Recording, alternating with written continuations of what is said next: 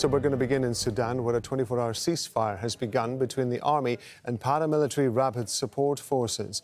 It's the 8th truce since the conflict started in mid-April. The United States and Saudi Arabia brokered the deal.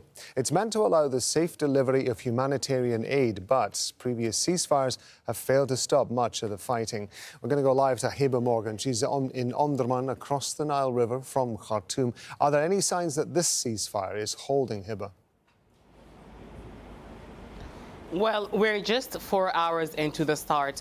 We're just 3 hours into the start of the ceasefire that began at 6 a.m. local time, or around 4 GMT. Now, here, people say that they were not able to hear any sounds of gunfire or heavy artillery. That was their biggest fear. And the mediators, Saudi Arabia and the United States, says that this is for humanitarian purpose, but it's also for building a confidence between the rapid support forces and the Sudanese army. And they say that they will be monitoring violations closely from both sides. Now, the mediators released a document yesterday that showed the violations from both the Sudanese army and the rapid support forces with regards to the previous ceasefire. Both sides have agreed to it. They released statements hours before the ceasefire came into effect. But the rapid support forces says while they will abide by the ceasefire, they're looking to the Sudanese army to do the same. And the Sudanese army, on its part, said that while it will abide by the ceasefire, should the rapid support forces violate it, then they will be responding to those violations. And of course, in this case, we're talking about military response and military violations. Residents here are looking to see how this will play out. It's been 4 hours. They say that if it holds for the next few hours, they'll start making moves. Some of them have already started going out of their homes, trying to stock up on basic commodities where they can.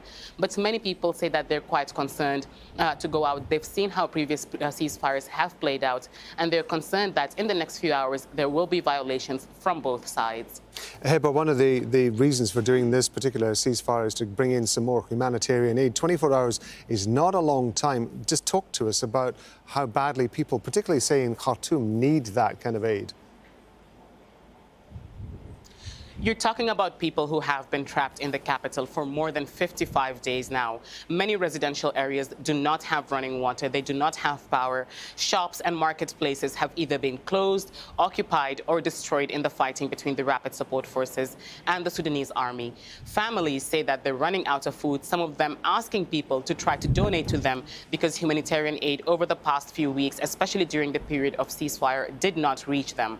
Now, humanitarian organizations say that there is aid in the capital, Khartoum, especially in Wadi Sayidna, which is where most of the aid was delivered to before it was set to be distributed amongst those who needs it. Now, some people, whether it's here in Omdurman or in the southern part of the capital, were able to receive aid. But you're talking about a city that has a population of more than 8 million before the conflict began. At least 1 million have fled, and about 7 million still remaining behind, many of them in desperate situation, not having access to food, water.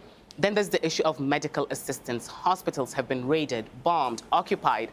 People don't have access to medical facilities, so their needs are quite huge.